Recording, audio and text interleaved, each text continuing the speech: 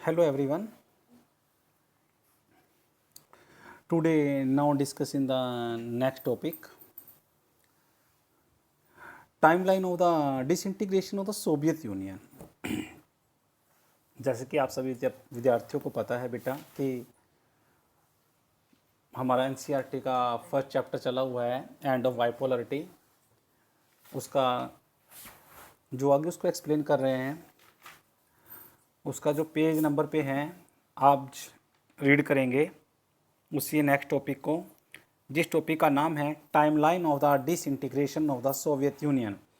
उसके साथ में एक पिक्चर दिखाई गई है जिसके बारे में हमने पहले पढ़ा था। एक बार देखते हैं इस पिक्चर में क्या कहना चाहते हैं। मिखेल गोर्बाचेव हैं ये जो आपके सामने स्क्रीन पर दिखाई दे रहे हैं। मिखेल गोर्बाचेव का जो जन्म है, लिखते हैं कि Warren 1931 last leader of the Soviet Union. इसको भी अंडरलाइन कर लें। जो मिखेल गोर्बाचेव थे वो अंतिम नेता थे, किसके थे? सोवियत संघ के अंतिम लीडर रहे, अंतिम राष्ट्रपति। उस समय लीडर को ही क्या कहा जाता था? राष्ट्रपति भी कहा जाता था।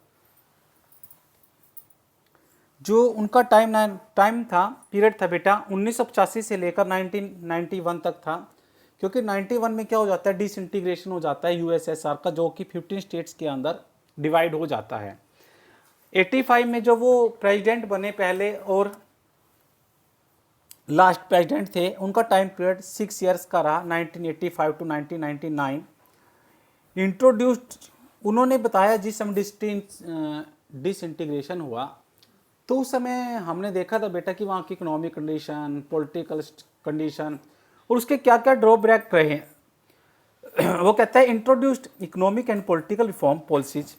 पेस्ट्रोइका, पेस्ट्रोइका एक इंपॉर्टेंट वर्ड्स है, पेपर में अलग से ही पूछा जा सकता है। पेस्ट्रोइका का अर्थ होता है बेटा रिस्ट्रक्चर। क्या होता है? रिस्ट्रक्चर। रिस्ट्रक्चर का अर्थ क्या होता है? किसी चीज़ को दोबारा से पुनर्रचना करना। दूसरा फॉर्म कहता है ग्लासनोस्ट। ग्लासनोस्ट होता है ओपननेस, अर्थात खुलेपन की policy. Stop the arm race with US, withdraw Afghanistan and the East Europe, helped in the unification of the Germany, ended the cold war, blamed for the disintegration of the Soviet Union. वो कहना चाहता था कि Mikhail Gorbachev ने पेस्ट्रोइका और glasnost की आर्थिक और राजनीतिक सुधार शुरू किए और अमेरिका के साथ हथियारों की होड़ पर रोक भी लगाई। और जो अफगानिस्तान है, अफगानिस्तान के और पूर्वी यूरोप में सोवियत सेना भी वापस बुलाए ले गई। और उसके बाद क्या हुआ? जिस समय यूनिफिकेशन ऑफ जर्मनी था उसमें सहायक कोल्ड वार को भी समाप्त कर दिया गया और सोवियत संघ के विघटन का आरोप भी लगा था। किस पर लगा था? मिखेल गोर्बाचेव पे। यहाँ पर एक बात यह भी अंडरलाइन कर ले, लास्ट की लाइन है कि जो डिसइंटीग्रेशन का जो आरोप लगा, किस पर लगा था बेटा? मिखेल गोर्बाचेव पे, जो 1985 से लेकर 1991 तक सोवियत यूनियन के प्रेसिडेंट भी रहे, लीडर भी रहे। आप देखते हैं उसके साथ में एक फ्लो चार्ट दिया गया है जिसमें लिखा गया है, आप देख पा रहे होंगे, टाइमलाइन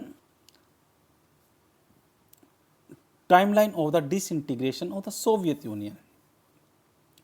सबसे पहला कहता है कि मार्च 1985, आपको पता है स्टार्टिंग में यही था कि Mikhail Gorbachev elected as the general secretary of the Communist Party of Soviet union.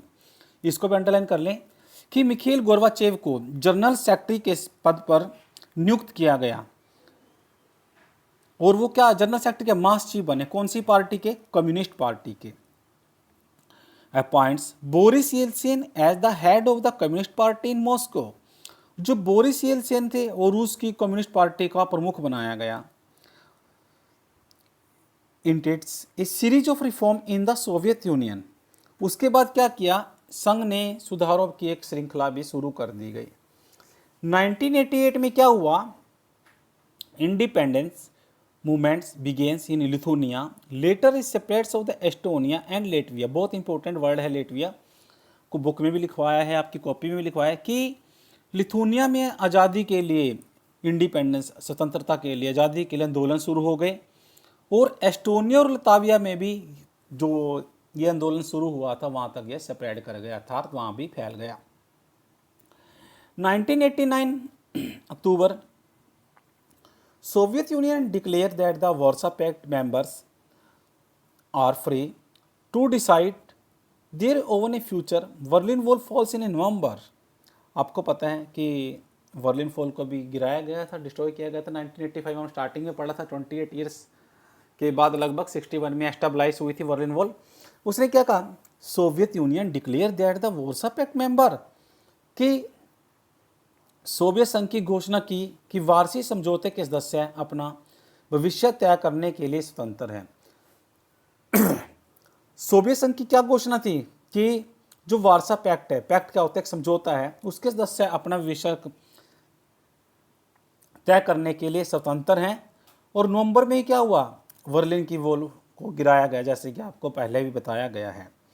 1990 फरवरी की बात सुनते हैं। Gorbachev strips the Soviet communist Party in 72 years long monopoly on the power by calling the Soviet parliament to permit multi-party politics। 1990 में क्या हुआ, 1990 के अंदर आपने सुना है कि Gorbachev street Soviet communist party, लगभग वहाँ पर एक ही पार्टी राज करती रही। आपको पता, वहाँ 70 ईयर्स दिया था, यहाँ पर 72 ईयर्स दिया था। CPSU और permit to end multi party policies, लेकिन बहुत सारी संसद चाहती थी कि गोर्बाचेव ने क्या किया, सोवियत संसद ड्यूमा के चुनाव के लिए बहुदलीय राजनीति की शुरुआत की। कहता है गोर्बाचेव ने strip the Communist party 72 years long monopoly power by calling the Soviet parliament जो थी सोवियत यूनियन में, कहाँ पर, ड्यूमा, ड्यूमा एक जगह का नाम है। गोर्बाचेव ने सोवियत संसद ड्यूमा के चुनाव के लिए एक मल्टी पॉलिटिक्स शुरुआत की और सोवियत सत्ता पर कम्युनिस्ट पार्टी का लगभग 72 वर्ष पुराना एकाधिकार समाप्त हो गया। क्योंकि आपने पता है कि 70 साल तक उन्होंने अधिकार किया था। यहाँ पर दिया कि 72 का जो उनका अधिकार था एक ही पार्टी का, वो भी समाप्त हो गया। इसके बीच में आता है 1990 March, Lithuania become the first of the 15 Soviet republic declare its independence. मार्च 1990 में लिथुनिया स्वतंत्रता की घोषणा करने वाला पहला सोवियत गणराज्य बन गया। इसको मैं अंडरलाइन कर ले। आपको पता है कि डिसइंटीग्रेशन हुआ जब 15 स्टेट्स में हुआ था। स्टेट्स को यहाँ गवर्नमेंट कंट्री से जोड़ा जाता है, तो उन 15 की 15 में से ऐसा कौन सा स्टेट था, Lithuania became the first of 15 Soviet Republic the declare the independence, कि सभी राज्यों में से लिथुनिया सबसे पहला ऐसा राज्य था जो स्वतंत्र घोषित किया गया। रूसी संसद ने इसको किया था, रूसी पार्लियामेंट ने।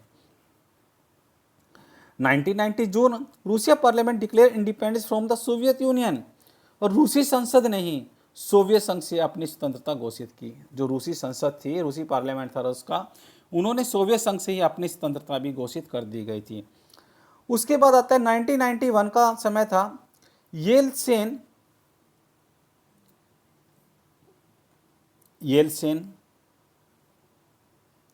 No longer in the Communist Party becomes the president of Russia. Yeltsin का कम्युनिस्ट पार्टी से इस्तीफा हो गया और वो क्या बन गए, रूस के राष्ट्रपति। वैसे देखो इस लाइन से दो क्वेश्चन बनते हैं। एक तो ये बोरिस येलसेन रूस के राष्ट्रपति कब बने, 1991 में, और दूसरा क्या हो सकता है कि उसने CPSU पार्टी से कब रिजाइन दिया, जो भी 1991 में ही। अब बात करते हैं 1991 अगस्त की। The Communist Party hardliners stage an abortive coup against Gorbachev. Coup का अर्थ क्या है बेटा, पता है आपको, सभी को बताया था, रूल। उसने क्या कहा कि अगस्त 1991 में क्या हुआ, जो कम्युनिस्ट पार्टी के जो गर्मपंथी लीडर्स थे, गोर्बाचेव के खिलाफ एक असफल तख्तापलट भी किया। अर्थात जो पार्टी की हार्डलेंस की वो क्या रूल बनाए, वो क्या थे, अगेंस्ट रहे। और वो क्या रहे, तख्तापलट भी किया उसके खिलाफ, जो गोर्बाचेव के खिलाफ जो भी उन्होंने कोई रूल बनाया वो क्या रहा, अनसक्सेसफुल रहा, असफल रहा। 1991 September, 3 Baltic republic of Estonia, Latvia and Lithuania, पहले ऊपर भी आया था, बिकेम द UN मेंबर। इसको भी अंडरलाइन कर लें। सितंबर 1991 के अंदर एस्टोनिया, लताविया और लिथुनिया तीनों ही बाल्टिक गणराज्य संयुक्त राष्ट्र संघ के सदस्य बने और उन्होंने क्या किया, उनके बीच में एक ट्रीटी हुई, वो कब हुई थी, 2004 में, मार्च 2004 में नाटो में भी शामिल हो गए। नाटो की फुल फॉर्म क्या है बेटा, आपको पता होगा सभी को, north Atlantic treaty of organisations, अर्थात वो भी इस संधि के संगठन में शामिल हो गए। December 1991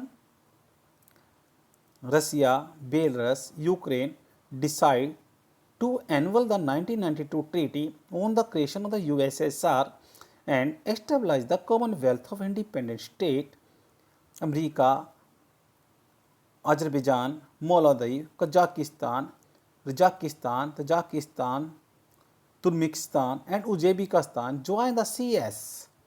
Russia take over the USSR seat in the United Nations. वो कहता है कि रूस, बेलारूस और यूक्रेन ने 1922 की सोवियत संघ के निर्माण में संधि को समाप्त करने का फैसला किया और जितने भी इंडिपेंडेंट नेशन के राष्ट्र थे उनको बनाया, जिनमें क्या था, Armenia, Azerbaijan, Moldova, Kazakhstan, Kyrgyzstan, Tajikistan, Turkmenistan, Uzbekistan भी शामिल थे। और जॉर्जिया ज्वाइन से लेटर इन 1993, जॉर्जिया 1993 में राष्ट्रकुल का सदस्य बना। संयुक्त राष्ट्र उसके बाद कहता है take over USSR seat the United Nation, और संयुक्त राष्ट्र संघ में सोवियत संघ की सीट रूस को मिल गई। उसके बाद आता है दिसंबर 1991, 25 दिसंबर की बात होती है। 25 दिसंबर का दिन पता है आपको इंडिया में किस लिए इंपॉर्टेंट है, पता है आपको? जब भी बताते हैं कि आप हर डेट की कुछ ना कुछ इंसिडेंट होता है, आप उसको याद रखें, जितना याद रखेंगे उतना कम है। अब इंडिया में क्या हुआ था, क्रिसमस डे सेलिब्रेट किया जाता है, पता होगा 25 दिसंबर को। यस, इसीलिए देखा मैंने। ये कहता है कि 1991 दिसंबर 25 क्या हुआ, गोरबाचेव, आपको पता है कब से कब तक रहे, 85 to 1991। Gorbachev resign the president of the Soviet Union, the end of the Soviet. Gorbachev ने क्या किया, मिखाइल गोरबाचेव ने सोवियत संघ के राष्ट्रपति के पद से रिजाइन कर दिया और सोवियत संघ का डिसइंटीग्रेशन हो गया। ये सारी की सारी बातें इसके अंदर बताई गई हैं। आपको सारा का सारा पता लग गया बेटा अच्छे से, कोई मुश्किल तो नहीं है। उसके बाद आता है एक दूसरे लीडर की ओर बात करते हैं इसमें, बोरिस येल्सिन, जिसके बारे में आप बार बार पढ़ रहे थे, वो ये हैं, हमारी स्क्रीन पर दिखाई दे रहे हैं, का क्या नाम है, बोरिस येल्सिन। आप देख रहे हैं इनके बारे में, बोरिस येल्सिन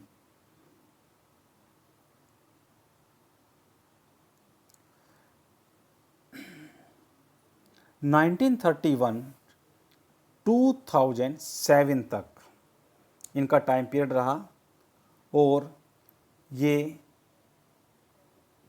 1931 में इनका जन्म हुआ और 2007 में इनकी मृत्यु हो जाती है। The first elected president of Russia, ये पहले इलेक्टेड प्रेसिडेंट थे, रूस के पहले चुने हुए राष्ट्रपति थे, जिनका टाइम पीरियड 1991 से 1999 तक रहा। rose to power in the Communist Party and was made the mayor of the Moscow, Moscow क्या कैपिटल है, वाई गोरबाचेव। कम्युनिस्ट पार्टी में सत्ता केंद्र तक पहुंची और गोरबाचेव द्वारा मॉस्को के मेयर भी बनाए गए। मॉस्को के जब मेयर बना दिया गया इनको, later join the critics of the Gorbachev and left the Communist Party. उसके बाद क्या हुआ, बाद में गोरबाचेव के जो प्रशंसक थे उनमें गोरबाचेव के आलोचकों में शामिल हुए और कम्युनिस्ट पार्टी से भी उन्होंने रिजाइन दे दिया गया।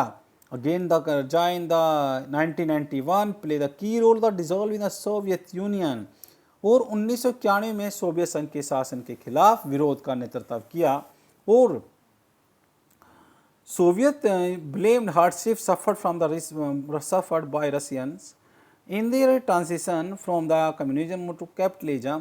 और उन्होंने क्या कहा, जिस समय डिसइंटीग्रेशन हुआ तो साम्यवाद से पूंजीवाद की ओर संक्रमण के दौरान रूसी लोगों के हुए कष्ट के लिए जिम्मेदार भी ठहराया। अब इसके बाद का जो टॉपिक है, एक बार देखते हैं क्या टॉपिक है आगे बेटा।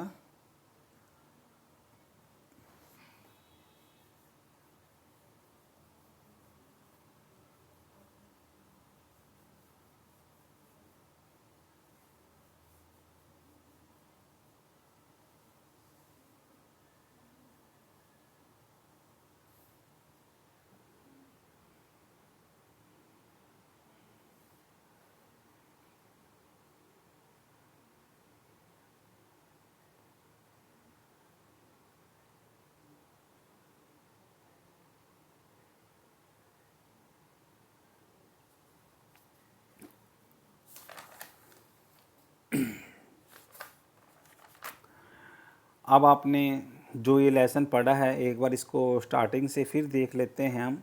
जो इसका ओवरव्यू है, हमने स्टार्टिंग की थी इस लेसन की एंड ऑफ बाइपोलरिटी की थी। जो एंड ऑफ बाइपोलरिटी है, हमने जब पहले दिन से इस लेसन को स्टार्ट किया था, आपने देखा कि हमने क्या पढ़ा था। जो एंड ऑफ बाइपोलरिटी है उसका अर्थ क्या था बेटा? एंड ऑफ बाइपोलरिटी का अर्थ बताया गया था कि एंड ऑफ बाइपोलरिटी का अर्थ बताया गया था, क्या बताया गया था पता है सभी को? क्या अर्थ बताया था कि जो दो ध्रुवीय पावर थी, जो दो ध्रुवीय पावर थी उसका अंत कैसे होगा, अर्थात एंड ऑफ बाइपोलरिटी, दो ध्रुवीय पावर का अंत कैसे होगा। दो पावर कौन कौन सी थी? यूएसएसआर और यूएसएसआर और यूएसए। इसमें क्या होगा, जब बाइपोलरिटी, बाय का अर्थ दो होता है, पोलरिटी का अर्थ पावर होता है, जब उसमें से यूएसएसआर समाप्त हो जाता है तो एक पावर रह जाती है। इनके बीच का जो झगड़ा स्टार्ट हुआ, तो हमारा ये झगड़ा जब स्टार्ट किया गया तो ये बर्लिन से स्टार्ट हुआ। किससे स्टार्ट हुआ? बर्लिन से। आपने देखा है कि पिक्चर में जैसे दिखाया जा रहा है, ये पिक्चर आप देख रहे हैं, इस पिक्चर के नीचे भी एक पिक्चर है जैसे कि ये स्क्रीन पर दिखाई दे रही है। इसमें भी बताया जाता था कि जो बर्लिन था उसका दो पार्ट था, एक वेस्ट और एक ईस्ट। आपको भी पता है जो वेस्ट के लोग थे वो, वेस्ट के जो लोग थे वो यूएसएसआर के साथ थे, और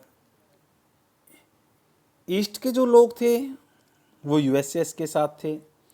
तो उन्होंने क्या कहा कि वो आपस में क्या करना चाहते थे कि एक दूसरे की पावर को दिखाना चाहते थे।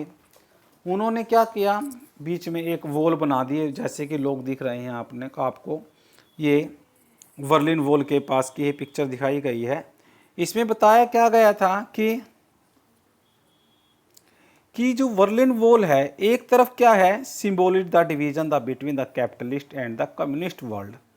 कि जो बर्लिन की दीवार है, कैपिटलिज्म क्या है, जो पूंजीवाद दुनिया है और साम्यवादी दुनिया के बीच विभाजन का प्रतीक था। क्योंकि बर्लिन वॉल आपको पता है 1961 में इसको बनाया गया था, और 150 किलोमीटर तक लंबी थी लगभग। यह वॉल कब तक खड़ी रही बेटा? लगभग 28 ईयर्स तक यह वॉल रही, और 1989 में जनता ने इसे गिरा दिया था। डेट थी 9 नवंबर 1989 को जनता ने इसे गिरा दिया। जब ऐसा होने लगा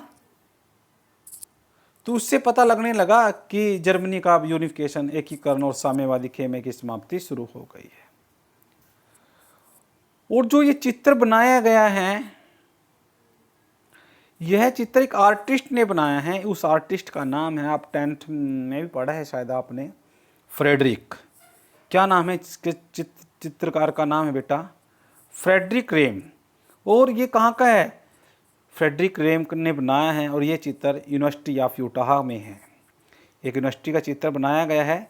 और उसमें क्या कहा गया, जब डिसइंटीग्रेशन होने लगा तो बताने लगे कि उसमें क्या क्या चेंजेज आए, पॉलिटिकल, इकोनॉमिक, ड्रॉबैक। थोड़ा सा नाम एक लीडर का भी आया था, आपने पढ़ा था। उस लीडर का नाम था व्लादिमीर पुतिन, जो आपकी स्क्रीन पर है। हम इसके बारे में भी पहले पढ़ चुके हैं, इसको रिवाइज कर रहे हैं कि आप पिछला भी एक बार रिपीट करें। जो व्लादिमीर पुतिन था, उनका जन्म 1870 में हुआ था और 1924 में इसकी डेथ हो गई थी। और ये क्या थे? ये भी एक फाउंडर थे। किसके थे? बोल्शेविक कम्युनिस्ट पार्टी के लीडर भी थे, और उनको फाउंडर भी माना जाता है। और आपको पता है जिस समय लीडर थे उस समय रूस में रिवॉल्यूशन हो रहा था 1970, और उसके ये हीरो भी बने। और क्रांति के सबसे मुश्किल दौर 24 तक का था, तो वहाँ पर 70 से 24 तक वो outstanding theoretician and the practice in Marxism and the source of inspiration of the communist all the world. वो सोवियत समाज में गणराज्य के संस्थापक के अध्यक्ष भी रहे। मार्क्सवाद, मार्क्सिज्म। जो मार्क्सवाद है बेटा, यहाँ पर भी एक अंडरलाइन करने की जरूरत है। जो मार्क्सवाद के जन्मदाता माना जाता है उनको कहा जाता है कार्ल मार्क्स। क्या कहा जाता है? Karl Marx. कार्ल मार्क्स की भी दो प्रसिद्ध पुस्तक हैं, इस बुक में नहीं लिखा गया, दास कैपिटल और कम्युनिस्ट मैनिफेस्टो। और सही विद्यार्थी जब इन पिक्चर्स को, वीडियो को सुनते हैं आप लिंक के, आप थोड़ा सा आवाज़ अगर साउंड कम लगती है तो आप ईयरफोन का भी यूज कर सकते हैं, जिससे कि आपकी क्लियर आवाज़ वॉल्यूम आ जाए। और उसे वो चाहता था कि पूरी की पूरी दुनिया के अंदर क्या हो जाए, समाजवाद, साम्यवाद जैसी भावना पैदा हो जाए। Thank you, have a good day. आप अच्छे से पढ़ें। इसका जो नेक्स्ट टॉपिक होगा कल आपको रीड करेंगे। हैव ए गुड डे बेटा।